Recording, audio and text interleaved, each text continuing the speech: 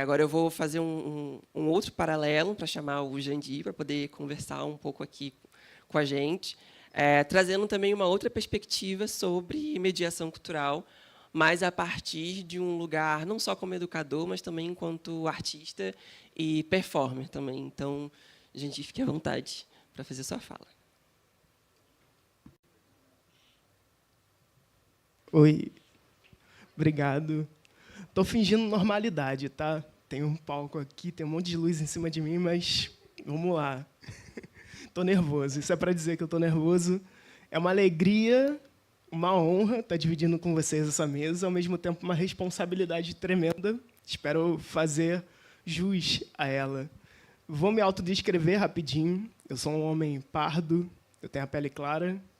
Meu cabelo e minha barba já estão grisalhos, mais rápido do que eu gostaria.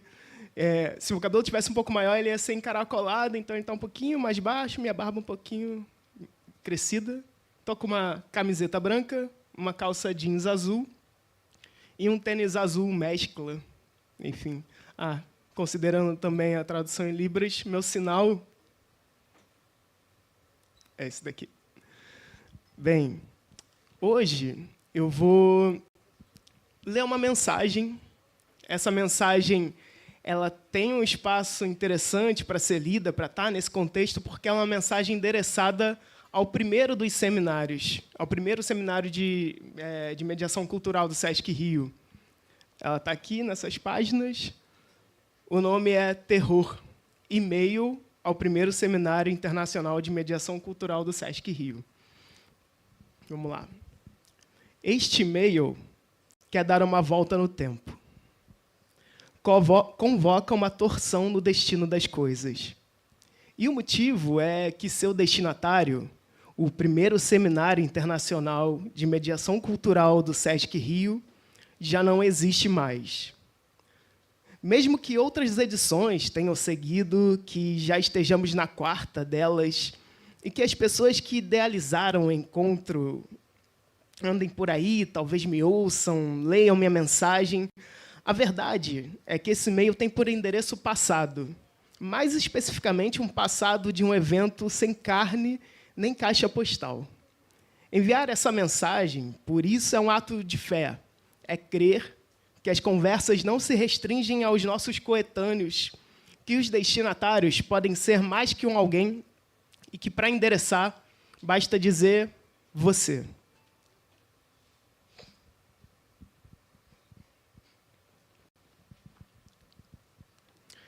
Você deve lembrar de mim no coffee break, naquele dia. A Leda Maria Martins tinha acabado de falar, a lotação do auditório inundava o hall do Sesc Rio, enquanto transcorria o intervalo entre a palestra recém-encerrada e a outra que iniciaria minutos depois. Mesas de comida preenchiam o centro do espaço.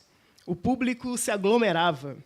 Aquele hall dos elevadores, que parecia um amplo local de circulação, estava como uma festa surpresa que excedeu um dos escritórios, reunindo toda a empresa junto com penetras, amigos de bairro, vizinhos, admiradores.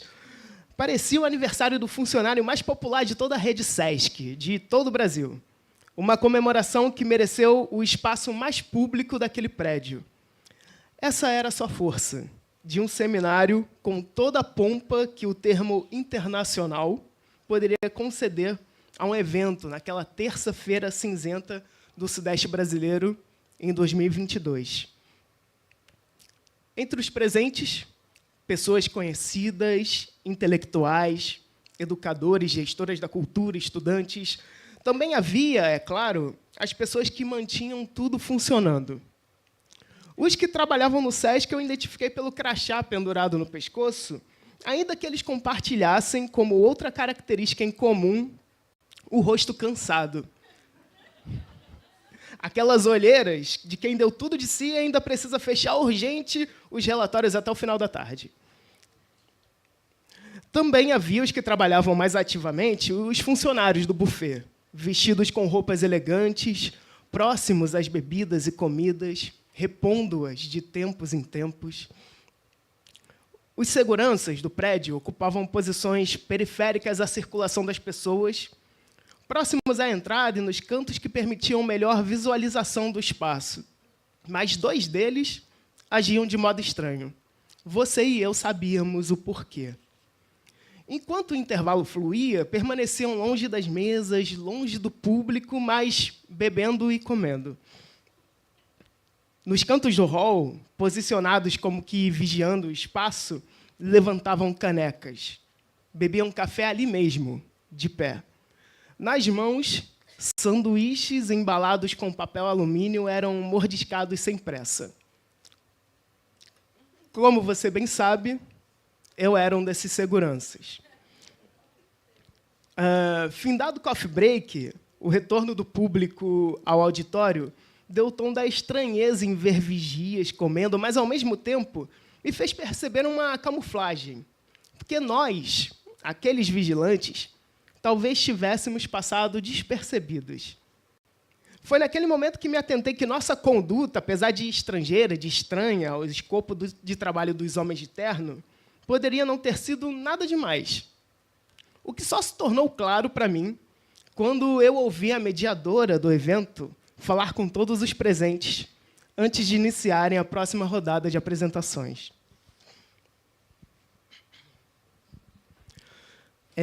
Pessoal, estamos de volta, boa tarde. Queria agradecer a todos que estão aqui desde amanhã conosco. Eu vou dar aqui um spoiler, porque parece que teve uma performance aqui. Quem está online não pôde, infelizmente, assistir, mas quem está presente, vocês perceberam uma performance aqui no hall enquanto vocês estavam no coffee break? Ninguém percebeu? Olha, que interessante. Alguém percebeu? Quer falar o que você... Os seguranças também me chamaram a atenção. 2 seguranças começaram a comer, né, ali no coffee break, junto com a gente. Eu pensei, gente, todo mundo merece. O bolo daqui é maravilhoso, eu vou ter que falar. O coffee break é incrível. E aí os seguranças começaram a comer.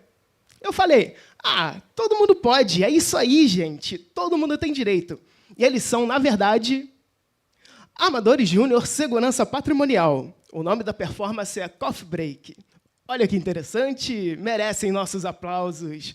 Eles vão continuar comendo ali. Olha, eu não faço parte da performance, mas eu comi o tempo inteiro, tá, gente? Só para vocês saberem. É impossível resistir. Primeiro seminário. Preciso organizar melhor a minha mensagem. Um e-mail pede mais burocracia. Número 1.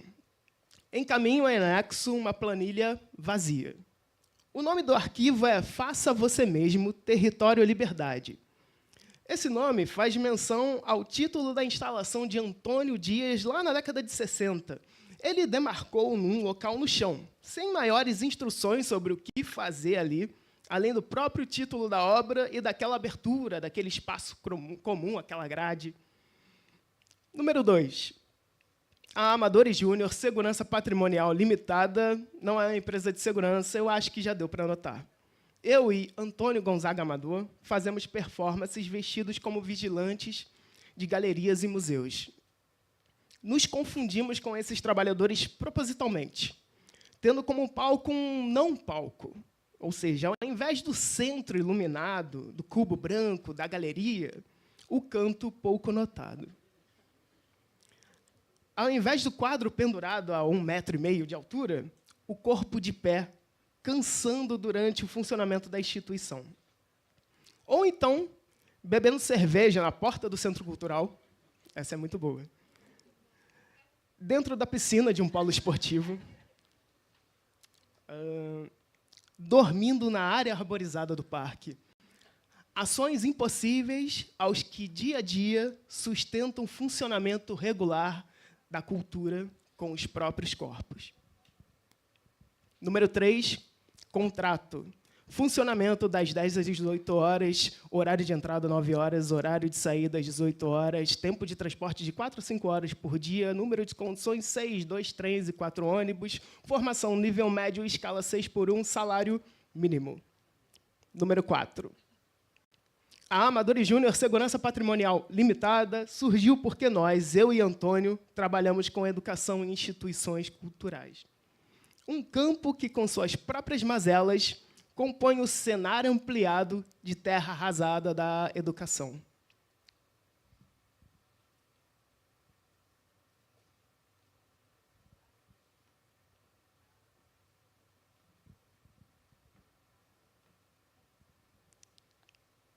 Cinco. Primeiro seminário. Quando ouvi a mediadora falando sobre como os seguranças também tinham todo o direito de comer, quando vi ela perguntar ao público se alguém tinha visto uma performance acontecendo e um silêncio constrangido se fez, só ali eu vislumbrei um público em potencial daquela ação. Não eram os que nos confundiram, que viram os homens de terno como mais duas pessoas desfrutando do coffee break. Também não eram os que viram aquela cena como algo aceitável. Ah, eles também podem comer aqui, que bacana, virando a cabeça logo em seguida. Nossa performance, sublinhada pela fala da mediadora, convocou como seu principal público os que viram em nós algo errado, os que quiseram repreender o nosso coffee break pessoal. Número 6.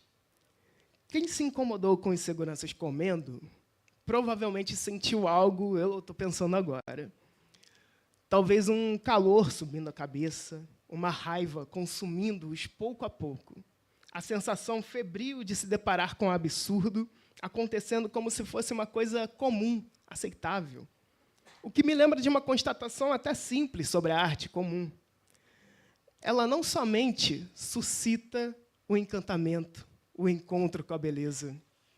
Ela também pode promover incômodos, enjoos, tonturas, sem prejuízo à sua qualidade como produto artístico.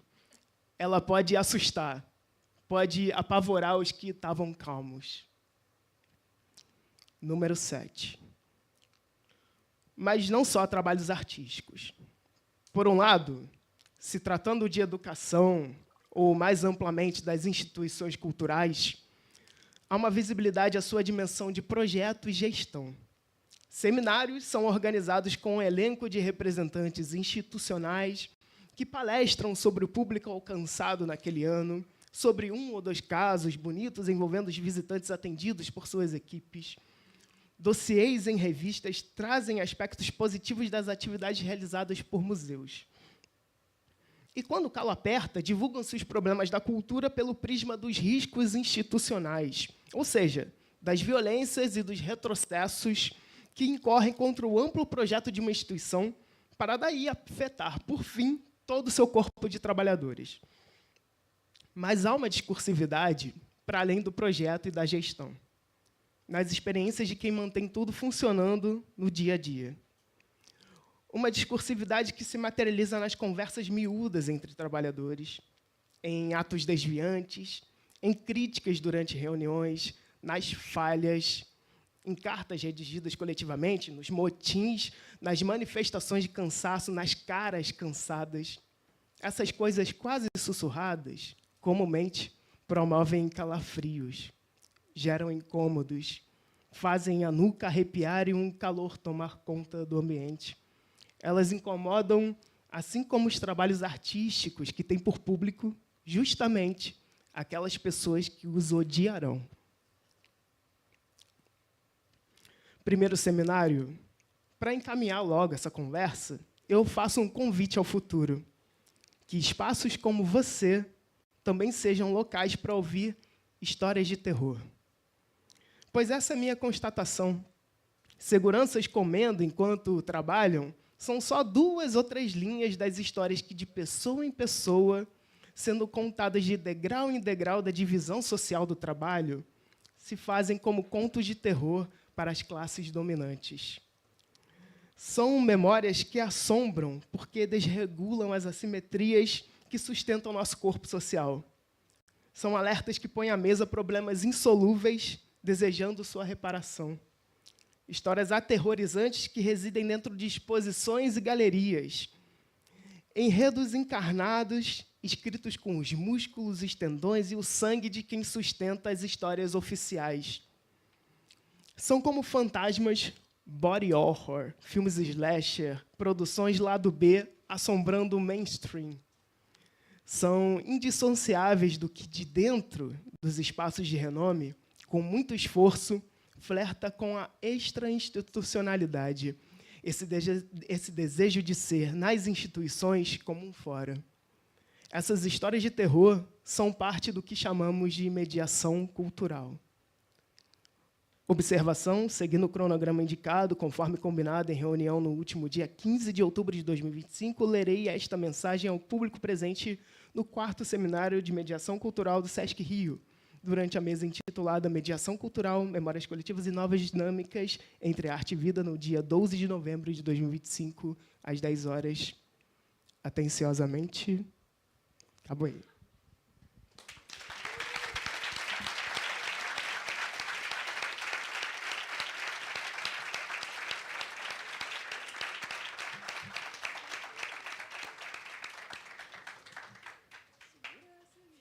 O que é que eu vou falar? Acabou por hoje, né, gente? Acho que... Não, mas, enfim, enquanto você falava, amigo, eu já tinha lido o seu texto, né? A gente conversou hoje mais cedo também, inclusive pensando essa ordem. Ele fala de um lugar muito próprio e que muitos de nós aqui compartilham, que é de quem faz cultura, né? A gente está aqui falando sobre mediação cultural, a gente está falando sobre todos esses processos que são importantes, mas existe um corpo que está fazendo isso acontecer, né? E muitas vezes institucionalmente existem algumas questões e algumas implicações, assim, né? A própria fala da Isabela no começo, quando traz esse reconhecimento educativo enquanto autor, né? Isso se a gente for pensar, uma história de horror, né? Tudo que se passa para que, independentemente da instituição, né, haja esse reconhecimento. Existem muitas batalhas que são travadas nesse lugar, né? Enfim, e eu acho que o seu trabalho ele é muito poético e você traz uma crítica institucional de uma forma muito concisa e consciente. E, mais uma vez, desse lugar do qual a gente já ocupou, né? Eu lembro muito bem do início da Amadores Júnior Segurança, que ela vem de um lugar da nossa relação com o pavilhão, assim, né? Partilhando aqui com as pessoas, trabalhamos no Museu de Arte do Rio, tínhamos uma determinada função de educadores, e, a partir de um outro momento, a gente passa a ocupar também um pavilhão e a gente passa a ter contato com a equipe de segurança, né? E aí a gente começa a entender quem são essas pessoas que estão também ali junto com a gente, né? E como que pode ser um grande deslocamento no público, um segurança que vai tecer uma crítica de arte, por exemplo, a um quadro, né?